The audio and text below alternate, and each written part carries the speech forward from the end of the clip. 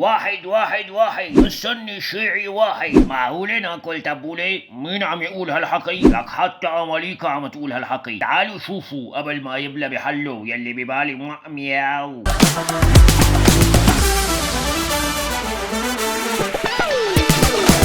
يا اهلا وسهلا بهالامة بهالعين حبيباتنا المشاهدين، مش لا غير سالة ابدا لجميع طائفين، واخيرا التقى يوحد السنة والشيعة.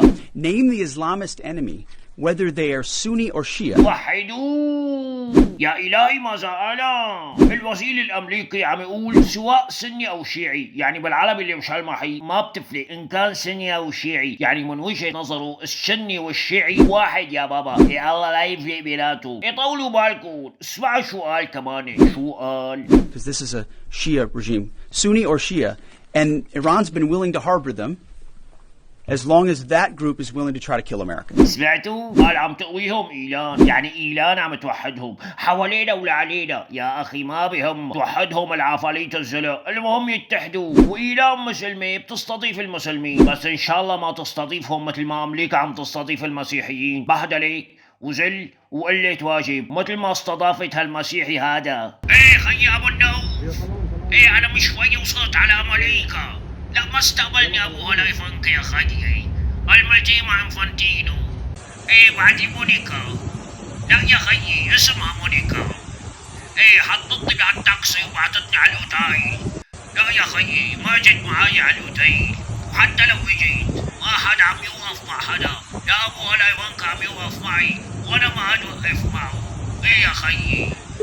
ايه نعم يا حبيباتي، عوني تبهدل، بس نسي قلنا انه المسطولة مونيكا يلي بعتوها لتستقبله من اقبل الداعمين للازلة، يعني ابوها لايفانكا عرفان مين يبعت له لحدا يهينه ويذله. يا اخي شو هالكلام الضيافة هذا؟ لازم تتعلموا من العرب، عندهم كلام ضيافة، يستضيفوا الكل، بابهم دائما مفتوح بلا معنى، قواعدهم كمان ما بيسكلوها بوش حدا، حتى لو اكلوا اكلة جلاء ذلك ودمرت بلادهم. نعم يا حبيباتي، هذا كلام الضيافة العربية. أمريكا عم تداعب إيلان بهالطريقة من أراضي الكويت، وإيلان مو مصلي على النبي أبدا، وعم تضرب الكل، الكويت، الأردن، قطر. حيالله صاروخ ب5 ورقات، حيالله صاروخ ب5 ورقات، علم وجلي. والله حرب يعني، واحنا بدنا خلنا الحرب يعني. بس الأحلى من هيك إنه وصل كلام الضيافة الكويتي إنه صاروا يرافقوا الطائرات المسيرة الإيرانية لحتى ما تضيع عن هدفها يا بابا.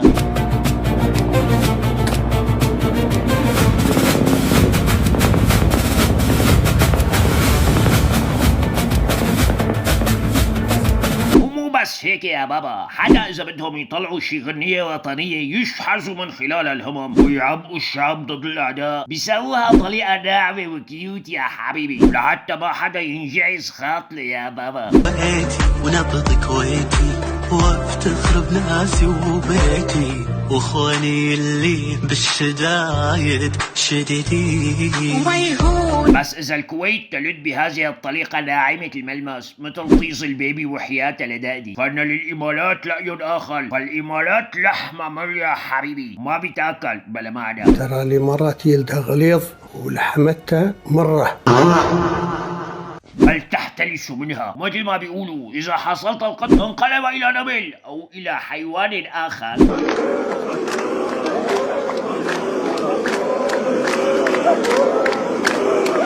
يا لطيف شي بخوف وحياة لداني. جماعة الإيمانات فلالكم هالحلقات المستفزة يوضع لي عليكم، واحذفوا لها الفيديو قبل ما يشوفوا الإيرانيين يا حبيباتي، أو تبلعوا من هالشب الحمش هذا، وأعلنوا للجميع إنه رح تمارسوا سياسة ضبط النفس ومنع العض، أو يا أخي على الأقل أصغوا إلى صوت العقل يا حبيبي. وجود العسكري الأمريكي في الكويت اللي يظن البعض إنه حماية له، ترى الآن هو عنصر خطر يهدد الكويت. لا لا لا لا لا يا حجي، لك شو هالحكي؟ وين اصول الضيافه العربيه؟ بتيزك. هلا بيقولوا على الكويتيين انهم بخلاء وبدهم يقلعوا ضيوفهم لامريكان، بس مو بشكلي الف كلمه بخيل ولا كلمه الله يرحمه. طيب يا بابا ما بدكم تسمعوا كلامه لهالحجي؟ اسمعوا كلام الجنس اللطيف. جواب كل الاشخاص اللي يقولون الله ياخذ ايران، شكلكم ما تعرفون يضربون ايران من بلادكم، ها؟ ما تعرفون ولا تبون نكون نفسكم بدون غيرة؟ كيف بدون غيرة؟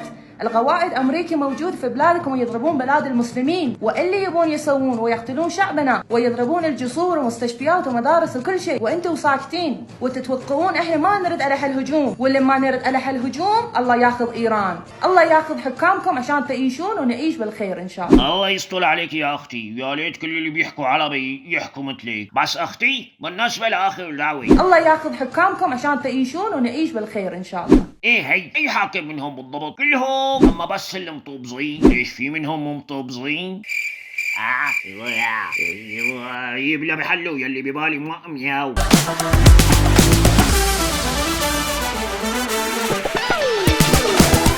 النوف مرحبا يا خيي. لا يا ابو النوف، قلت لك الغايب عزله معه. ايه ابوال ايفانكا طلع مشغول بمتابعة نهائي المونديال، لهيك ما جاي يستقبلني. لا يا خيي، انا كلي شافت رئيس جمهورية ومو حي الله جمهورية يا حبايبي. بمون ابوها لايفانكا بمون. خدامه انا. لك لا يا خيي، لك لا يا خيي، شو ودي بمونيكا؟ شو؟ لا اسمها مونيكا. خلص بحكيك بعدين، مالتي قدامي عم نشوف النهائي. شيناهي.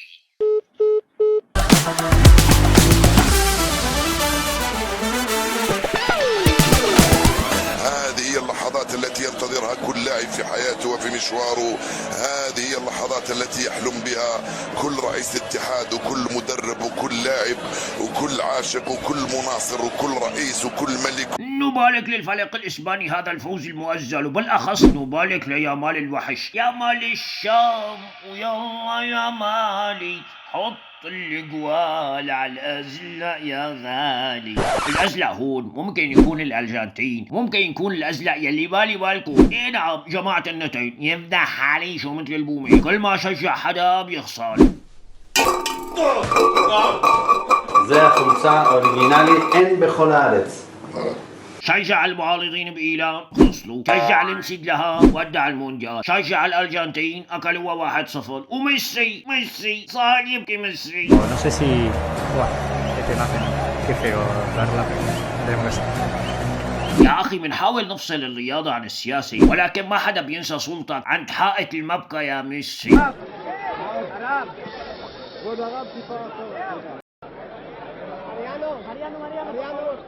ما حدا بينسى صولة العالم الفلسطيني. ايده ليامال الوحش.